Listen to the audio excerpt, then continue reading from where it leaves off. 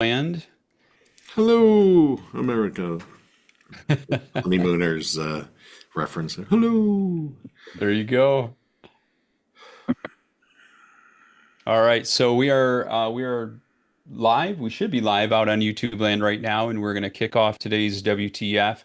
As I mentioned, we have Mr. Brad Gross, who is the attorney to the stars, the MSP stars, that is.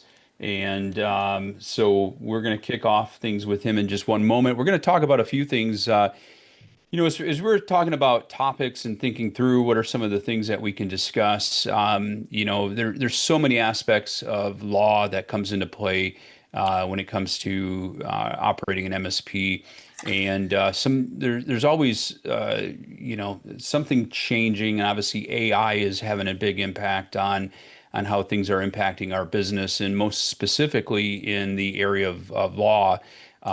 So three areas of topics regarding law and AI we're going to talk about is the legal risks of AI generated contracts for MSPs. Do your clients, or I'm sorry, do your client contracts address AI risks? And also AI adoption is rising, and so are the legal risks for your clients. So we're going to circle around those areas. And if you do have any questions, please feel free to jump in at any point. Send them through. Yeah, definitely. And so let me make sure we spotlight for everyone. There we go. We got to put him on the big screen there. Now we've got Brad on the big screen. Uh-oh. Um, for That's anybody good. that's I don't know out if I have there a in face for a big screen. I might have it for a smaller screen. smaller screen, Just there saying. you go. And I do notice, is that a new picture up on the back there with the drives? No, And I have had that since day one of opening my office. That is a sculpture that I got off Etsy, literally, wow, 13, 14 years ago when I opened the office. okay. It is hard drives cut in half. Wow, that's That's it. cool. So Uh, apparently, I don't pay very close attention then. yeah, So my wife will problem. probably, confirm that, Mhm. quite Mhm. easily. So And that is a real TRSA. This is not a fake background. I still have the yes, user manual for level one, basic, if you're that is interested in awesome. learning basic. So, Hello world. right. You had So a not number only each is line. Yeah. yeah, not only is Brad the CEO and founder of the law office of Bradley Gross, you also have a new venture that kicked off last year, MSP Terms, I and do. love to get it. If you maybe give us a quick update on MSP Terms right now. Sure. So the platform is going really well. It is a document management and business strategy platform. So one of the big aspects of it, one of the big advantages of it, is that it allows you to post any customer facing document in a private credentialed way that allows you to track what your customers are doing with your documents, whether they're viewing them, whether they're accepting them. It has bilateral electronic digital signature capability, so you could sign, they could sign. It offers and guarantees document immutability. So once an agreement is signed, if it's an electronic document, your customer doesn't have to worry about, did the MSP change this document on me, right? Did they? No, we guarantee immutability. And so we have that end of things. There's a library of 18, soon to be 20 legal templates on there, more than any other solution, all industry, license free in perpetuity. In perpetuity from day one. You're a subscriber, you have 18 different documents that you can access, everything from regulatory compliance to independent contractor agreements and so on. So it's really gangbusters. There's not really anything like it out there, and it's going well, and I appreciate you bringing it up. And if anyone wants a Yeah, demo, send me an email, demo@mspterms.com. Demo@mspterms.com. Be happy to show it to you. And we'll be at the Beyond conference showing it to people there as well. awesome. Giving Um, away those shirts, apparently. Wearing the shirt, which I don't know if people saw, but yes, that will be, it yes. will be I will once again show off the shirt right here. Oh, do you see it now? No, not yet. Hold on. There it is. Okay. There's the shirt. Boom. There it There it is. is. So this is like, what do they call it when it's appearing for the premiere? This is the premiere viewing of the shirt. That's So, awesome. And we will be there so as well. Talon and I will both be there. We'll be podcasting live from beyond. So great. we will definitely be chatting while we're there as well. Um, Absolutely. so with that Will being I be said, I'm able to gonna. get to you through your throngs of fans that will be surrounding Oh, your table? Will I be well, able you to know, access you? we'll try to make special arrangements that we'll have Okay. security keeping an eye out for you so that Yeah. we can pull you in just Yeah, because. just let Yeah, me through, right? yeah, yeah, absolutely. Don't set up the red velvet rope and I can't get past it. Right? All right. 100%. Yeah. Mm-hmm. Yeah. I mean, you're a VIP, so we I hope gotta so. we gotta treat you as one. So Thank you. so let's kick things off. I'm gonna go ahead and turn things over to you for a short time, and then we'll open up just our overall questions and go from there. Sure. So I think that one of the issues, when we were talking about what are we going to speak about today, we're talking about AI, and we're going to talk about its relationship to customer agreements, the good, bad, the ugly of it, the risks that are faced when using an AI, and so on. But I'll start off by saying something about AI that I have often said before AI was all the rage. But people were just simply doing internet searches for templates, right, and for agreements. And people would say, "Oh, is that a horrible thing to do?" and so on. And my answer is, well, no, it's not horrible, and it's not horrible to use AI in certain ways. So what I'm about to say applies to AI as it did apply and still applies to internet searches. It is a good thing to use as an educational tool. It is a good thing to teach you at least some of the foundational aspects of an agreement, some of the issues that you should be thinking of, because you might not be thinking of all of these issues as a business owner or a technician. So there's a lot of good that can come out of just seeing kind of templates, general things about what's out there and so on. It gives you an education. Where the problem occurs, right, where the value drops off the cliff precipitously, is when people are relying on it, thinking, well, AI came up with it, it's better than what I thought of, right? Not as an attorney. Let's say I own an MSP. Hey, this is better than what I had. It's better than what I thought of. I guess I should use it. And that's where the issues occur, okay? Because as great as AI algorithms are, and a lot of them are really great at doing certain things. I mean, they're just great. They're not ready for prime time when it comes to contract drafting. They're not. They are pretty good at summarizing a contract, explaining what a term means in a contract. But so far, AI just simply doesn't grasp the points that every MSP needs to grasp when doing an agreement. Okay. But I'll just keep rambling until you stop me. All right. So let me just say one more thing. You have known me a long time. And so what I'm about to say to you isn't new, but maybe people who are listening haven't heard this before. An agreement for an MSP, okay, has to hit two areas. And if it doesn't hit both, it is a crappy agreement. Okay. One area, ChatGPT does pretty well. Candidly, anyone can do pretty well. Okay, and that's legal. So that's the stuff that we write in case you screw up as an owner, right?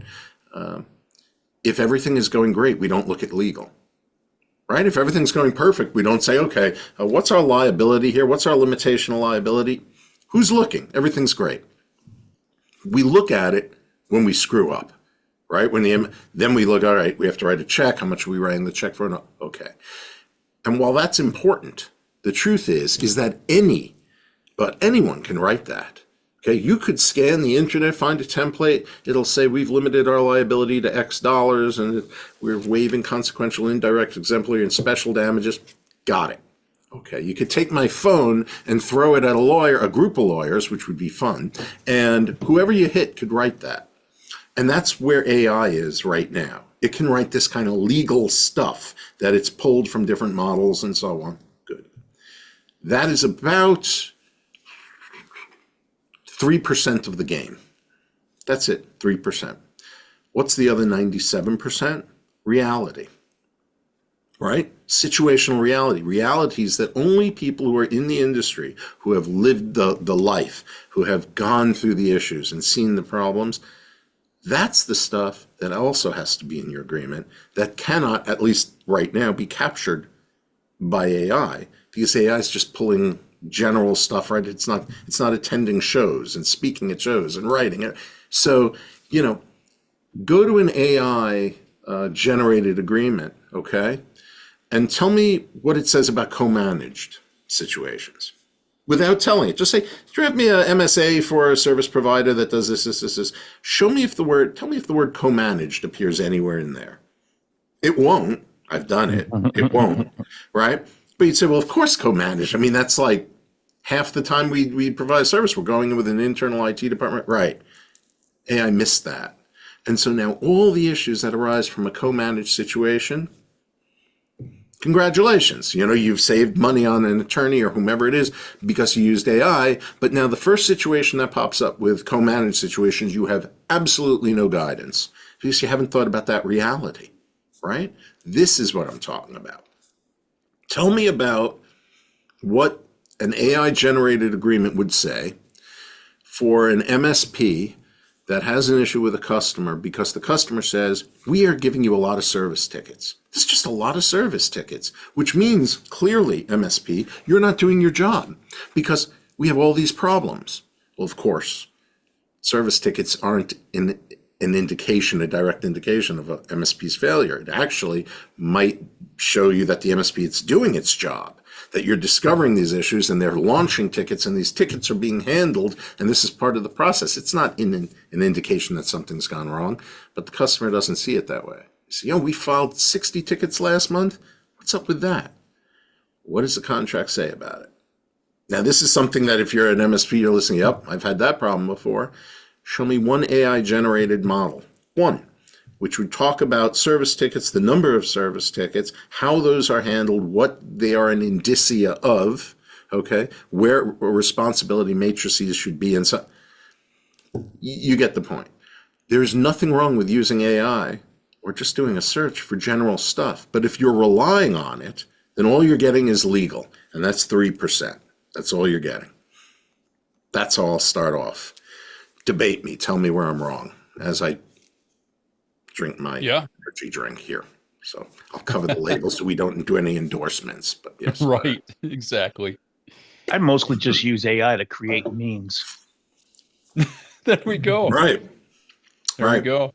Yeah. And it's very good for that. It really is. I mean, you need something that you want to post on LinkedIn or Facebook, and you say, hey, I want to post a guy who's very happy that he got a contract. But great. It's perfect for that. But the contract itself, I mean, if you really think that you're, ahead of the game because you've done a search and it has produced a product that is better than what you could have written, well, I think that you are seriously misguided. Mike, looks like you have a question. Go ahead and jump in. Yeah, so I actually read Brad's book, actually even bought it. There you go. He's got his copy handy. I don't have my copy handy. But I don't remember reading anything about service tickets in your book. Mm-hmm. Is that something that's been a recent thing? Or so I will tell you this. Yes and no. First of all, I will point out that in the 3rd chapter of this book does say, okay, and I could hold it up here, but who knows if it'll actually be captured. But what it does say right here is, please use ChatGPT for your next agreement because I have kids in college and I could use the money. That is true. That's chapter 3 of the book. True story. As far as service tickets, so what you're talking about, Mike, is one of the many realities in here. And the idea of the book were, being perfectly blunt, it's selected essays. It's stuff that I've written that I think is really pertinent to MSPs and what they should know. All of the realities that we're talking about now is actually coming out in volume 2, which will be announced in a few months. Okay. But what we're talking about are various realities and how AI and templates and all, and candidly, even contracts that are written by extremely smart attorneys, if they don't understand the industry, then You might as well just use ChatGPT because they'll both give you legal.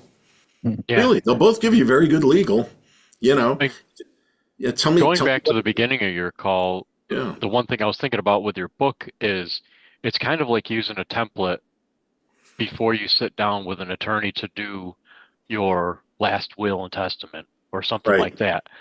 You're not going to use a template, but if you do the exercise as if you were going to use a template and you're like, oh, okay, how I'm going to divide my assets and you think through those questions and you have some time on your own time to answer them, when Hmm. you do sit down with your attorney, it goes way faster because you're not getting that stuff lobbed at you for the first time.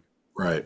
That's the idea. I mean, when I sit down with an MSP to write an agreement, and I've written thousands of them, okay, I don't need to talk to an MSP to write a good agreement for them. I actually don't need to know anything about them. I could write a damn good agreement, but that's not what we do. We always spend a half hour, 45 minutes talking about their business, how they do things, because ultimately there are these nuances that I'm aware of that are handled and treated differently by different MSPs, right? Some are more product oriented, some are more service, some are more regulatory, some are more security oriented. And so there are so many different realities that if you sit down with an attorney to write an agreement and there's no discussion about, anything about that, transition services, right? How do you handle transition? What happens right now? What do you do with their data? How long do you hang on to your customer's data after the contract is over?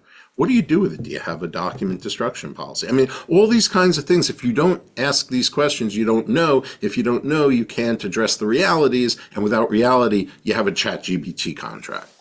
So you need to know these things. Well, let me just throw one thing in before I turn it over to Joshua is Mhm. so if you were to leverage a contract by ChatGPT, Gemini, whatever Mhm. AI platform, are they going to defend you in court if there's an issue, No, right? it's certainly not. And then you'd have to ask another attorney to defend you on somebody else's contract, which can be done. All right. I mean, it's done all the time, but it's not a best practice. Sure. It just isn't. By the way, you just named ChatGPT and Gemini. Which one do you like better? Well, I have subscriptions to both of them Hmm. as well So as do I. Copilot. And so I have all three. And I, Hmm. I really do favor ChatGPT among the three. Hmm. Oddly, for a while, I was shifting more towards Gemini. But so here's the thing where I think there's and I'll go off a small tangent here, but we're Hmm. building our persona. So as we are, putting questions in there, I've mentioned to the team here before that, my daughter had some business idea, and I'm like, all right, honey, let's jump on to ChatGPT and, let's have it put together a business plan. So it did it, and just for the hell of it, I said, would Ainsley be a good employee of this organization? And or a good founder of this organization. And it said, do you really need to ask the question? It said, that it was softball related. That she's a very seasoned athlete, that she's very good in softball. She's been playing for years. That she is an honor society student. It started going through these things. And her and I looked at each other like, holy cow, where and I'm thinking back to our history. So it's building this history on me, right? And who I am. Now, in Hmm. an ideal world, if I could take my persona that I built in ChatGPT and move that over to Gemini or to Copilot, where I can move that over from AI platform to AI platform, and I'm not having to start all over, that would be incredible. Yeah, that's not going to happen for a while, though, if ever. No, They're no, I mean, competing because it's platforms, like right? it's a mini version. We're creating mini versions of ourselves in these platforms, and obviously, that's their sticking point or their stickiness. The fact that if you've been using ChatGPT longer than Gemini, it knows you so much better. And so I do want to jump over to Joshua. Go Hmm. ahead and Josh. Go ahead, Joshua. You're muted, Joshua. Might need to create a ticket for that. Man, you had to actually go under your desk to unmute yourself, my friend. What's up with that? Where's your microphone? It's on the desk. It's a Yeti, but it likes to switch off sometimes. You know what? I'm serious. Mine does the same thing. If I move my Yeti, literally if I move it, suddenly it'll switch to a different microphone. It's that Yeah, sensitive. Yeah. clearly a connection issue. I think it's Mhm. a mic or me. So, at the risk of sounding somewhat heretical, I think that not everything belongs in or at least benefits from being in your contracts. And though I do understand the point about ticketing, you have to ask yourself, what's the purpose of having it in the contract? If it's only to defend you in court, should it lead to that? That's one thing. But I never say to a customer, well, it's in your contract. When they have a question, I answer the question because, first of all, we all know most of them won't read their contracts. And if they did, they don't remember it in 3 weeks, 3 months, or 3 years. So it's really challenging to respond in that manner. When I talk about tickets, I actually send them 3 paragraph email and call them and say, when we're busy, it's helping you. When we're busy, it's making sure we don't have to be helping you. And I don't longer report automated stuff we do. Our billing and the reports they see are only from tickets they open because I fought this for a long time. Why is so much going wrong? Patching your machines is not going wrong. Dealing with updates, et cetera, et cetera. I just dropped it in 2020 onwards. All we put on those things are our responses to tickets or incident reports, alerts from SOCs and whatnot. Yeah, I think yours is a great point, which is just because you have a contract that might cover all of the realities and try to manage expectations, you're 100% right when you say most customers don't read it. You're right. So what do you have to do? And I think this is your point, which is having a great contract does not divest you of your responsibility to remain sticky with your customer and tell them what's going on and explain things and so on. You're 100% right. At the end of the day, if you have to go back to your contract and say, see, it's in the contract right here, then you've probably, as a business process, you've probably gone the wrong way. You've probably done something wrong. Well, I saw something just yesterday. There was something on some reel that said, if you're in a discussion with a client and it's maybe a disagreement and you feel as if you're winning, you've probably lost. You're losing that relationship. So much Right. like if you have to say, well, it's in the agreement, then your relationship is probably on rocky grounds and you like you said, you've lost on that policy and procedure component of it. Yeah, that goes back to anything, any business process where you're arguing with a customer and they say, "I want my money back." Okay, so I've had clients have come to me and said, "I don't want to give them their money back. It says non-refundable." Okay, so you'll win. You'll pay me money, a lot of money. I will defend it. Legally, you're in good shape. But then they're going to trash you on Reddit, and they're going to trash you wherever you go. So, you'll win the battle. You're going to lose the major war. So I agree with you, Dan. If you're arguing with your customer over things that candidly don't need to be argued over, they're just ministerial. You know, it's not worth it. It's not worth it. You'll win, but you'll lose in the end. Right. Yeah. Well, Josh, is there some more and you want to jump honestly, in on that? I don't know who you're talking to. Oh, to you, to you. I just Oh, want to see okay. if There there's was more in another that area you person out want. there. All I wanted to say about that is most of the things that we need to defend are in our contract. Not anything to do with ticket counts, but response times, service level agreements, escalation policies, they're all in the contractual stuff. Mm-hmm. Most of the time, the goal is never to need your bulletproof vest. So take cover and interact with people, to break the metaphor, and keep people happy is a whole lot better than having to say, "Psh, you can't shoot through body armor." It's just a better response. Yep. And I know that you get Agreed. You're paid 100% for right. body armor, but we should get paid for not needing it. Right. Look, I was a prosecutor for a long time, and so I dealt with a lot of cops, a lot of detectives, and every one of them will tell you the best day is when I don't have to pull out my gun. That's the best. That's a great day when I don't have to do that, right? You have it. It's there. You'll win if you use it, but it's a better day if you never have to touch it, for sure. And I think it's a difficult thing because we always think about, well, it's okay, it's part of the agreement and it's the principle of it. I'm not going to let them win because it's the principle of it. They're totally, taking advantage of us, and I'm not going to just leave this because it's the principle of it. But That's called being stubborn. right, right. And that's the tough thing is we have to learn to let things go Hmm. and move on because that's the only way that we will, in my eyes, it's the only way that we're going to, continue to grow that relationship unless it's problematic and they're just not a fit for you as a client, period. Then I think Right. it's a different story, right? The But end I mean, if goal in we try to fire every client because of we don't like the way they're, dealing with us, we're not going to have any clients ever. keep the end goal in mind. And your end Right. goal is to be profitable and happy and to keep them as well.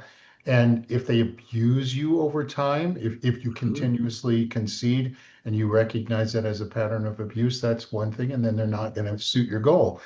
But if you are arguing only on principle or quote unquote, because it's in the contract, keep the end goal in mind. If your goal is to win the argument, then do that. If your goal is to keep the customer and grow them, do that. That's all. Absolutely. Agreed. Mic drop. The mic Yeah. that's under your desk somewhere. Got it. Drop that thing. Yeah. So let's actually, Mike, did you have another question? If we can shift gears a little bit, I have kind of a question that hadn't happened to me, but somebody else brought up the question to me, and so Are you asking um for a friend? Is that what you're doing? Is that what we're about to do here? This wasn't um me. Didn't happen to me. I'm just asking for a friend. Right. yeah, kind of like that. Hmm. I saw the conversation in Discord, and it came to when you get one of your clients says, "Hey, we've got this legal discovery going on. We need you to export all the emails related to these things." Now, in recent years, when those requests have come to me, they've had a lawyer on the call, and the lawyer has said, "Okay, you're going to do this, this, and this." And it's like going to Office 365, here's the search parameters, this date to this date, and these keywords, and it is what it is. Right. And somebody else got this request that said any and all emails related to this person and these other people. And it was like, I looked at that and I said, whoa, like, I'm not a lawyer, but put put the brakes on and say you need a lawyer to tell you exactly what to do because that just seems way too vague. And then I No. started thinking, huh, the next time I get one of these requests, should I have my client's attorney tell me exactly what to do? Um, because then it then I'm not going to get dragged into court for doing something wrong. Or does that make Well, any? yeah, it does. It does. So what you're talking about, okay, is what we call litigation hold, or a preservation letter that you get. So this occurs when two parties, unrelated, I shouldn't say unrelated, two parties, neither of whom is the MSP, are arguing, and one of them needs the records, needs the logs. So what do? Who's handling your records? Oh, ABC MSP. Great. So ABC MSP will now get a letter from one of the attorneys saying, listen, you have to preserve this evidence because we need it in this unrelated matter. It's called the litigation hold. And the idea is that you're supposed to affirmatively protect that information. Okay? Affirmatively protect. That does, and I use the word affirmatively purposely because you can't say, well, I just won't delete it. No, it's your duty at that point to affirmatively take steps to make sure it isn't deleted, whether that is preserving it in some way, shape, or form, making sure that your document destruction policies, if any, are in are suspended for that information, whatever it might be. Okay, so that's the MSP's duty to now preserve it. But now let's get into your point. Here's a request that doesn't just say, please preserve the records from point A to point F. Okay, it says, please reserve the records. What the hell does that mean?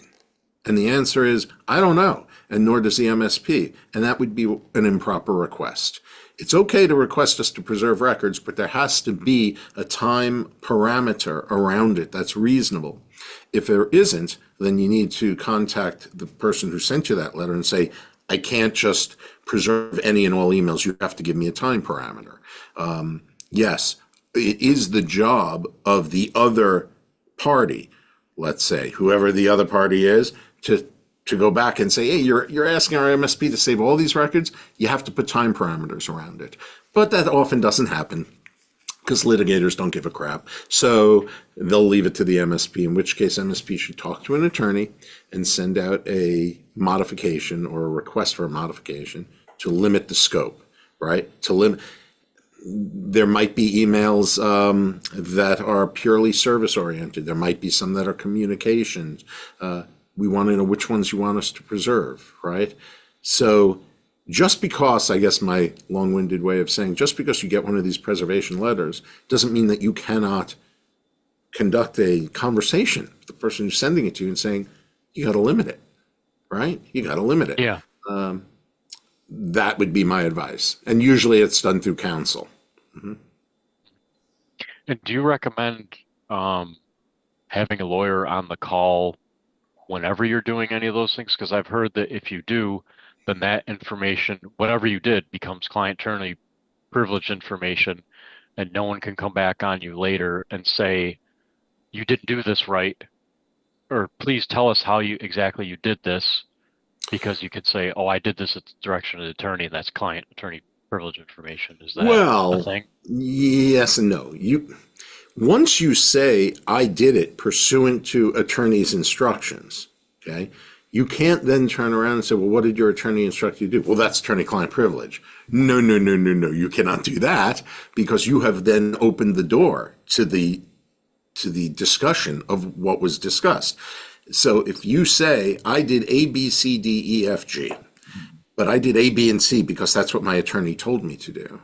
Well, maybe I can't ask you about D, E, F, G, H or something, but once you say that's what my attorney told me to do, well, then the next question is, what did he tell you to do? What did she tell you to do? Right? Well, that's privilege. No, it isn't. You say that you acted because of what they told you to do. What were those instructions? I don't need to know your whole conversation with your attorney at all, but you can't use it as a sword and a shield, right? You can't say, I did this, use it as a sword because that's what my attorney said to do. And then when they ask you what was discussed, oh no, that's privileged. No, you can't do both. As far as including an attorney on a phone call with you, yeah, that helps. If it's just the company and its attorney, then that discussion is a privileged communication. Very often, and this gets down a little bit of a rabbit hole as far as attorney-client privilege and when it's can be invoked and so on. Very often, attorneys will actually conduct the work product. They will conduct the investigation, and therefore anything they find is attorney work product. That's also privileged. So, quick example for the people saying, "What is he talking about?" Okay, I have had an attorney that said, hey, create an account with these permissions in 365 and let us in, and we're going to do this. Right. And You'll often see it that way. You'll see it in the area of pen testing or an investigation into a forensic exam. For example, I have had clients in the past that have had breaches, and I will hire the forensic team, okay? I will send them in. I will find out what the weaknesses are. I will find out what happened, okay? Now the person who suffered from the breach says, what did they find? I'm not telling you what they found. That's attorney work product. I know what they found. And now I can have a discussion with my client, attorney-client privilege, about, what I suggest they do and so on and so forth. You see, there are ways to preserve a lot of this information using attorneys. And my best advice, because we're never going to be able to cover it all in this type of forum, is, if you're not sure, just default to an attorney and have a discussion with him or her and go that route.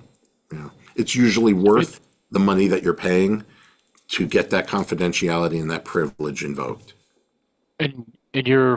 if the request is coming from the party that's in a legal issue with your client, are you okay with bringing in your client's attorney, or would you go out as MSP and get your attorney No, outside of a relationship with your client? Or, no, you don't have the attorney-client privilege attached for your client's attorney that's asking you questions. It only attaches to the attorney that you have hired, that you have the direct relationship with. okay. So Yeah, on a I went through one where they did. My client had an attorney on each call, and I thought it was kind of dumb because the attorney wasn't even familiar with any of the New York State reporting laws and all that because they were from a different state, and I Data wondered why breach they laws even and knew that kind that. of thing. Yeah, yeah, Yeah. So it was dumb on two levels. One, the attorney wasn't familiar with the laws. And then two, if they thought that because they're an attorney, any conversation that they are a part of suddenly becomes privileged, they are way wrong. Way wrong. yeah. They didn't suggest that. I heard that from someone else, and I Oh, wondered if that's why they perhaps put an attorney on the call, even though they weren't familiar with our state's laws. nah, the attorney needed to bill some hours, and that's how it worked out. I do suspect in hindsight that the insurance company has relationships, let's say, with the forensic team they used and the attorneys they used and all that. Mm, And that's why they were putting hours on it. But yep. I don't right. know. On another topic, as far as leveraging AI, of course, it is the big buzzword right now, and we're talking AI, AI, AI in so many realms, and we're going to our clients if we're having proper discussions with them about ways that they can improve their business. This topic is going to come up naturally.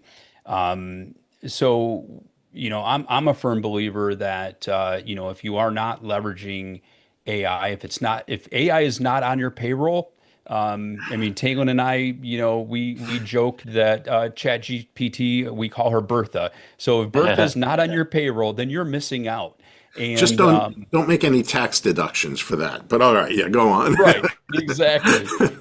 So when We're we not at take a that look at point yet. this, Hmm. right, right. So when we take a look at this, we're getting out in front of our clients, we're having these discussions, and it could be as simple as how do they leverage ChatGPT and Copilot, but it also could be that their line of business application has some AI built into it, and maybe we're suggesting that they do some upgrades to take advantage of that.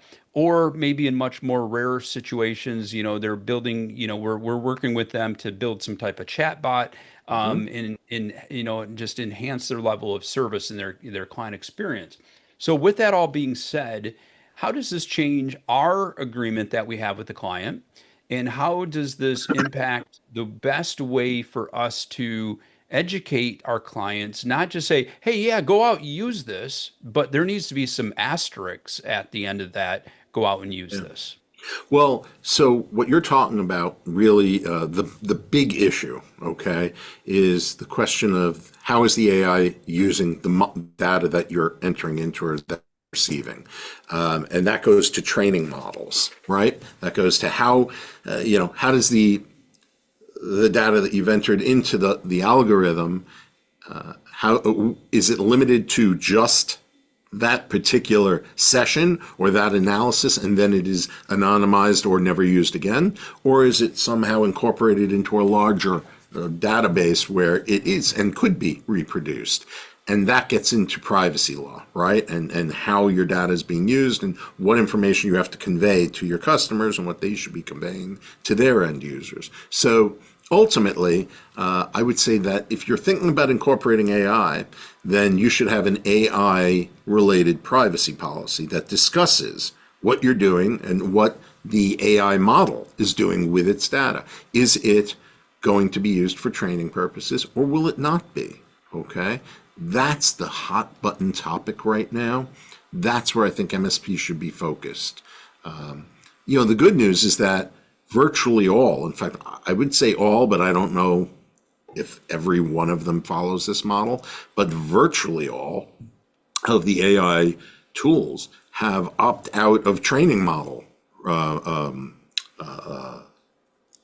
authorizations or permission areas. So, Gemini has it. I know ChatGPT does, Copilot does.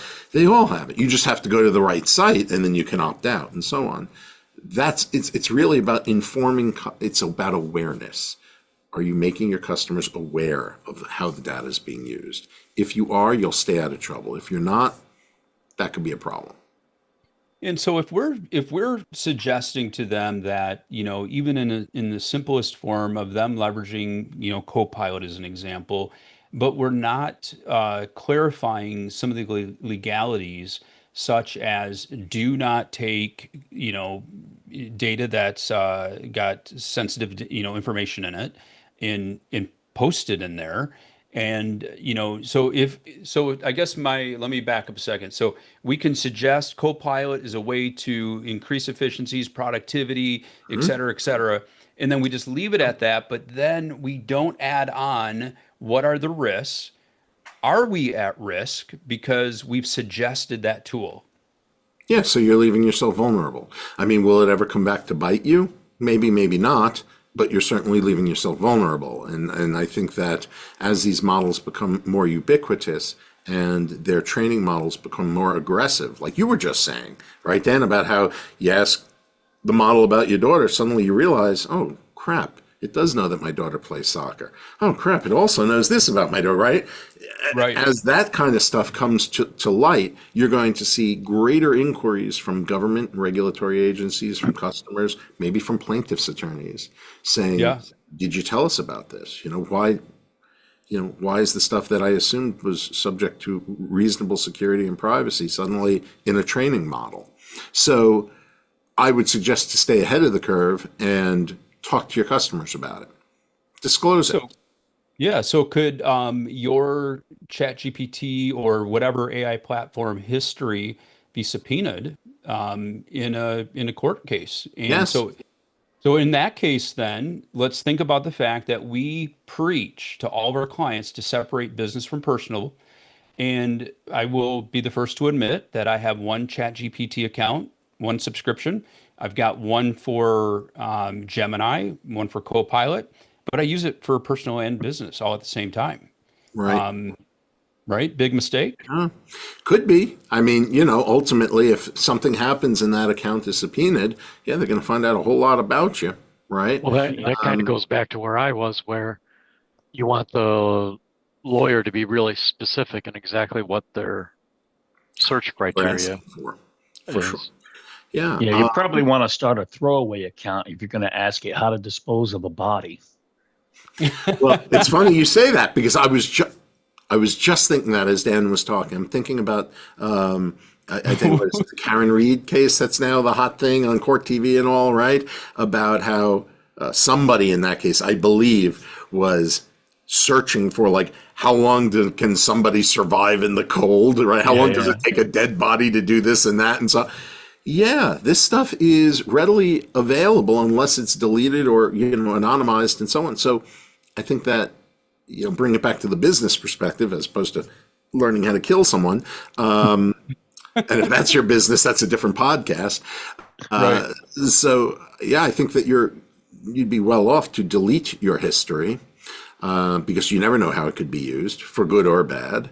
And yeah, you should have separate accounts for business and personal. And one question I have, I don't know if you know this, but when you delete your history, I have not looked at the terms here. Is your history truly deleted, or is it recoverable by OpenAI? Well, it depends on if it's been incorporated by OpenAI or not, right? Right. Theoretically, and I say theoretically because I have not tested this theory yet, but theoretically, if you have told the model to not take your personal data and incorporate it into a training model, okay, and you delete history and you delete your searches and so forth, and I know that, for example, Google allows you to delete your history permanently. If you believe them, then you wouldn't be able to find that stuff. Right. Fortunately for most police and detectives, people don't know how to do that. So it's readily Right. available, you know? Hmm. Yeah, absolutely. And Jay, we've have you tagged in a database as a very experienced Redditor, referencing your throwaway account and your search your search history there. So just duly noted. Who should You're be fine. surprised if Jay needs a throwaway anyway? So maybe next week we'll do a podcast about deleting your stuff, buying a burner phone. I mean, we could do a whole Breaking Right. Bad episode if you really want. I mean, that's how Yes, well, how MSPs can break bad. Oh, well, that's fun. Joshua, he is in New Mexico, so we could incorporate, Joshua into Good that. point. So, Go to where it all happened. That's right. Or at exactly. least where it was all filmed. Right. Mhm. Exactly. So, other questions that you guys have. I have other questions, but if you guys have other AI related questions to legal and want to throw them out there, anybody? Anybody? So let's take a look right now. I do have a question. Yeah, go You for it. Go referred for to it. this earlier as something that happens all the time. So there may be a case where one of the MSPs that wasn't quite clever enough to engage with you directly is going to need to hire you to support them in a legal action or defend themselves in a legal action. Apparently, from your comment, that's something you would consider. Can I presume you would want to review the contractual stuff prior to accepting that engagement? Well, I have accepted engagements and when we are on the defense, okay, Okay. with weak contracts. I think that the value of reviewing the contract in advance is not necessarily whether I'm going to take the case or not, but it's to be able to give a realistic of the success or lack thereof, right? Future success or lack thereof of the matter, so you can manage your customers, your clients' expectations. So yeah, I've taken cases where the contract really, 9 out of 10 times is going to go against my client, but maybe 1 out of 10 times it will. As long that's why I'd want to review it Is to so manage sometimes expectations. when you're when you agree to take those cases, you're like, okay, I'm going to take this case, but what I'm seeing right now, your best bet may be to just pay them because Right, to fighting it settle or is, what we can yeah, do and and work something out and so forth. Not every matter is approached with I'm going to win this case or I'm going to, or it's just going to be a nuclear disaster. There's a lot of gray, right? Even in contracts that are quote cut and dry, there's a lot of gray. As long as, you tell the customer, the client, what to expect and what the risks are, so they go in with an open and thorough understanding. Yeah, that's fine. All right, and one more softball question for you. So do you do Yes. any work with M&A? Do you work buy side or sell side for any MSPs? I'm doing both right now as we speak. Yeah, that was very clever. I am most often, if you're going to say, what do you do most often? 8 out of 10 times, I will represent the seller, the MSP, right? Because more and more what we're seeing is that the buyers are private equity groups or, much larger entities that come in with larger law firms and so forth. And the MSPs will come to us. I do have clients, however, that actively search for and purchase other MSPs, and we represent those companies as well. But most often, we represent the seller, not the buyer. Understood. how do those usually go? Is it generally you just helping them come up with terms, like you said, that meet reality? Like if they say, okay, for the next 2 years, you're going to be part of it, and then you'll get a percentage of any renewals or anything, just to make sure that all the clients don't leave at the end of their I mean, that's contract one because they know aspect the of it. owners.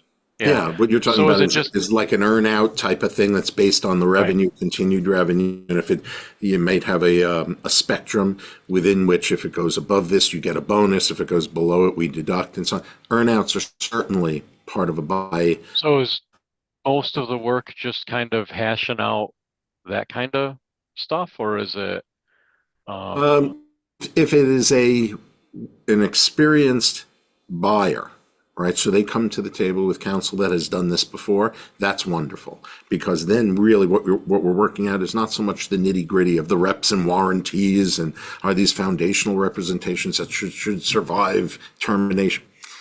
that stuff is,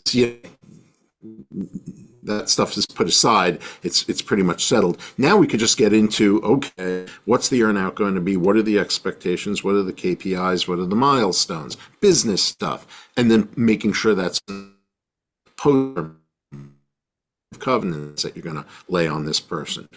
That type of thing. That's the reality, if you will, to focus on.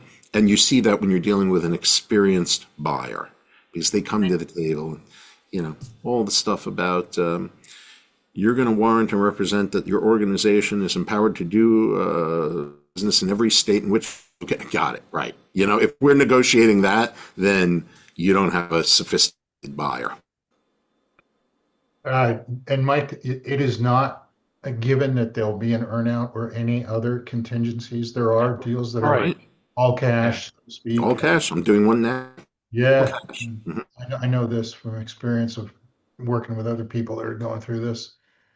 Okay. And then you just start to negotiate it, right? An all cash deal is worth something. It has value as opposed to an earnout, right? So maybe the purchase price is going to be reduced a little bit, but it's all cash. Yeah, something like that. These are the kinds of things that we negotiate, that we love to negotiate, candidly. I don't know why we love that, because I'm mentally ill. I guess this is what I love to do. Yeah, if we're getting into the nitty gritty, it's like what Dan was talking about earlier. If you're at the point where you're arguing with your customer, you're at a bad spot. Well, if you're at the point where you're arguing about, organization of the company and the formation of it in the documents, that's a messy sale, and you might want to look for a more sophisticated buyer. I think the reason you love to negotiate is like most of the guys on the call, we've all had dating in our life. We've been negotiating whether we call it that or not. Get married, the negotiation continues. We all enjoy negotiating. We're running a business. I mean, You're giving away the trade secrets here. You got to stop Right. that. whole life is long. Stop giving away the trade secrets, Josh. Yeah. Where's your man card? I'm revoking it. We've revoked your man card for 60 days, Josh. I'm sorry for revealing that. I'm sorry. That's it. Like Facebook, You'll mail it to Dan. I got to step Yeah. out early. Thank you. All right. Take care, Jeff. So any final questions? I think we have time for one more question here. What time's happy hour? Depends on 5 o'clock somewhere. Are we talking about today? Are we talking about PAX 8 Beyond? I'm not going to that. Any day Okay. that ends in a Y. There you go. If there aren't any other questions, just for the next couple of minutes. Are you Lon, going you have a question? to Secure next week? Yes, I will be down there. Are you going to be there? The jury is out. We'll see. Oh, you broke up. I don't know if that's. Oh, I said the jury is out. We'll see if they have a spot. But it's a great event either way, Yeah. whether I'm there or not. Yeah, I'll be on on the panel with you. Mhm. Yeah, I'll be on the panel on Tuesday at 10:30. Who is that just? Tony. Tony. Oh, Tony. There we go. Yes, Tony. There you are. How you doing, brother? Good, brother. Just listening in the background. Amazing Awesome. information. Yeah, Absolutely incredible looking- information. I just want to looking know forward about to Jay. chatting So with just to be clear, we all know instead of going to Chat GPT, we go to JGPT if we want to do some really dark stuff, because JGPT is trained. Yes. hmm Yeah, And- no And comment. neither confirm nor deny. And now Tony will tell us how to get rid of a burner phone. Go, Tony. Go. Yeah. I mean, with I a mean, last Tony- name like Francisco, I think you'd have a little inside knowledge too, Tony. Tony is the original Florida man, right? I am still in my tank top, native form. Any parting words, Brad, in regards to the law side of AI adoption and incorporation in our Yeah, business? I just think that we shouldn't fear AI. I mean, the whole fear of, it's going to take over, it's going to replace this and that. No, it's a good tool. It's a great tool to use. It gives great background information. It helps you set yourself on the correct path. It is not something that should be relied on for mission critical stuff. It is not something that should be relied on as a final, right, version of whatever it produces. But I'm not one to say, don't look at AI because it's horrible and it'll, you're in trouble. Nah, as long as you handle it responsibly and understand what it can do for you and where the gaps are, Yeah. I don't have a problem with AI. And let's face it, search engines are seeing a decrease in their searches. Tools like ChatGPT certainly are, taking, a huge leap, and it clears through the clutter. Hmm. Sorry about that. Clears through the clutter. But like you said, it might bring you to, a final answer that you feel is much better than, doing a Google search where you've got to still, kind of filter through things, but that is not the definitive answer, and you still have to make, educated decisions, and you don't take it at Like, face value. like anything, like anything that we're doing. Here's a little inside baseball into my life. I'm thinking about, and maybe someone will talk me out of this. Okay, I'm thinking about maybe getting an RV to travel across the country, right? An Yeah. RV. Go on the ChatGPT or any of these, and you can investigate them all up to this, that, and so on. But until you go and sit and drive one, you're not Right. going to, you don't buy it based on ChatGPT saying a lot of people have had excellent reviews on this model, but you got to drive the thing. You got to drive it. You got to rent one first and live in it for a little bit. Same with AI Hey, agreements. It's hey, cool Brad. to do Brad, investigation. if it's got wings, tits, or a prop, rent it. Got it. I might rent it first. Understood. And You know can how to and you can parallel substitute park. wheels for wings. Oh, I get Rent it. one. No, I know where you were going with that. Yes, yes, rent it. Yeah, if only you could, well, never mind. We're being recorded. I won't go there. I got it, and you're right. Yes. And know how to Awesome. parallel park it.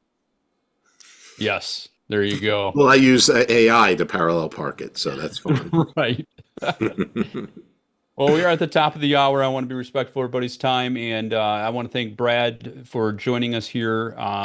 As always, it's always great to have you bring your knowledge and insights from the legal world into the MSP world, and we greatly appreciate that. So, Absolutely. Thanks for having me on, guys. everybody have a great rest of your day, and we'll talk to everybody soon. Take So care. long, boys.